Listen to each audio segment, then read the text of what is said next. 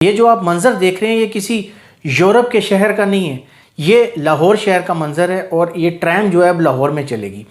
ये प्रोजेक्ट है तो अच्छा, लेकिन एक सवाल ये है कि क्या हमारी इकॉनमी इस किस्म के प्रोजेक्ट्स जो है वो बर्दाश्त कर सकती है। और अगर आप ये प्रोजेक्ट चला रहे हैं तो मेरा एक मशवरा है अपनी हुकूमत से